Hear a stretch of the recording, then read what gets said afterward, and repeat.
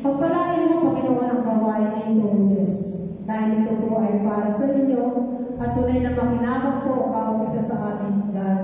Lord, dalangin po namin ang mga anak mo na tatayo sa likuran ng pulpito, Panginoon, mula po sa opening song, opening prayer, lahat mo, Panginoon, ang anak mo na gagamitin, ang aming worship leader, mga backups, mga instrumentalists, yung hawak po ng slide, Panginoon.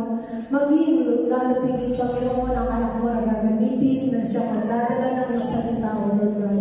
Tunay nga po na pagpalain mo, pakunahan mo, Panginoon, na bawat bukas, Panginoon, at tumpas, Panginoon, ang aming mga kamay, Lord God.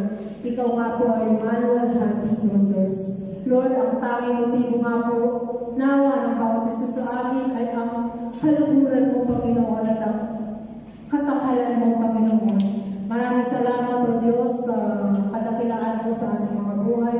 Dalangin din po namin, Panginoon, ang mga anak mo, Panginoon, na makikinig, O Diyos, at manonood sa aming live streaming, O Diyos. Lord, tunay nga po na katakpuin mo po at katukin mo kanilang mga puso. Lord, through this social media, Lord God, through this advancement, Panginoon, ay makahikayat po kami, Panginoon, ang mga kaluluwa, O Diyos, na tunay na sasamba at tatanggap sa inyo, Panginoon. Libre nga lang po, Panginoon, ang pagmamahal at ang kaligtasan na inialay mo, Lord God.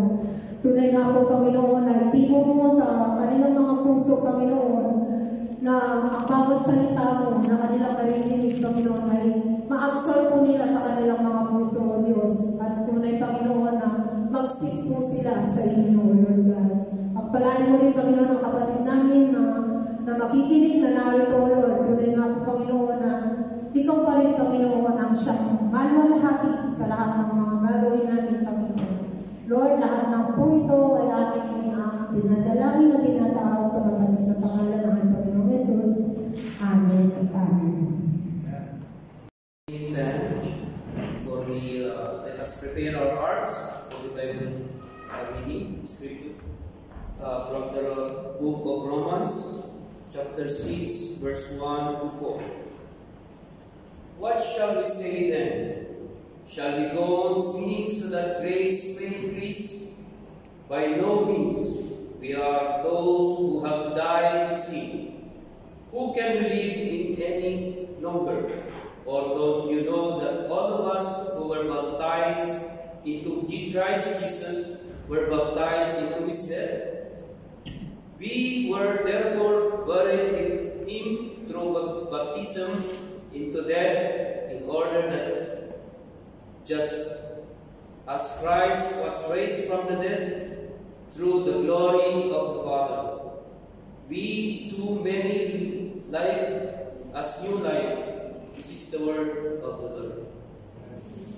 Please be seated. Sa uli na po tayo ng ating ikapu. So let's read po 2 Corinthians chapter 9, verse 7. The Bible says, each of you should give what you have decided in your heart to give, not reluctantly or under compulsion, for God's love cheerful giver. Kapag nagbibigay tayo sa Panginoon, nagbabay tayo ng ating mga ikapu ng buong puso at masaya. Pumapasok tayo sa malalim na antas na pagtitiwala at pagsuko natin sa Panginoon. At sa ating pagsasauli ng ating mga ikapu at pagbibigay sa Panginoon, alam natin lahat na tayo mas saganang binabalik ng Panginoon sa atin ang pagpapala ko kapalit ng mga pinagkakaloob natin sa Kanya. Sinisimulan din hubungin ng Panginoon ang ating puso at ating kaisipan. Ito ay Kanyang pinabago upang ang puso natin at ang kaisipan natin maging bukas palan tayo sa ating pagbibigay, hindi lang sa Panginoon, kundi sa mga tao na nangangailangan.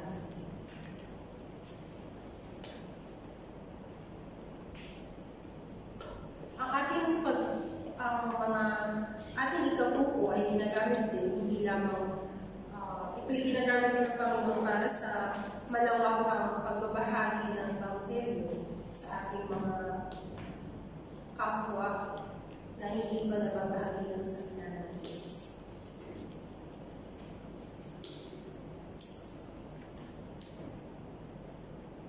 Ang ating pagbibigay ay umahandog sa pagpapalagana at nagpapatayo ng kanyang kaharian dito sa lupa. Kapag tayo ay nagbibigay, tayo ay nagiging sisidlan ng kanyang pagmamahal at biyaya sa mga nangangailangan.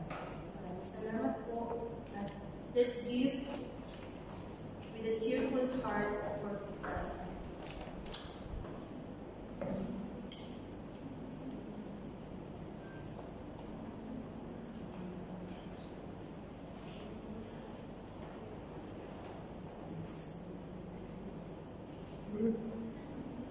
Amin. Siyempre. Sa inyo.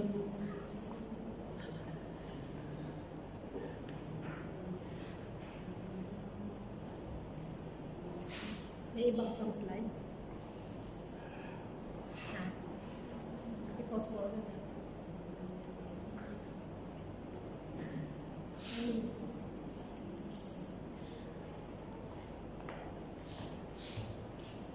Tayo po'y manalangin.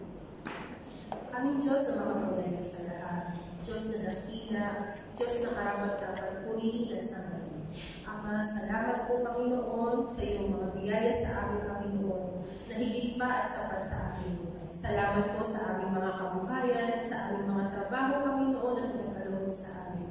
Salamat din po sa buhay ng aming mga kapatid Panginoon na siyang nagkaloob sa iyo Panginoon. Muli Panginoon, ito po ay aming itinataas sa iyo Panginoon at binabalik Panginoon. Ikaw na rin po Panginoon na siyang bahala sa bawat kapatiran Panginoon na siyang nagkaloob Panginoon na ibabalik niyo po ito sa kanila ng siksik-likod at nabuong ako Panginoon. At ganoon din Panginoon sa aming mga kapatiran Panginoon na siyang hindi nakapag-abot. Alam ko Panginoon na kayo rin po mag-bless sa kanila Panginoon. Na siyang ganoon din Panginoon ang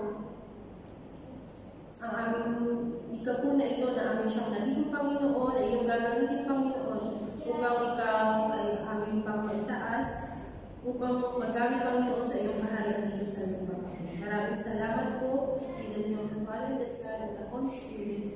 Amen.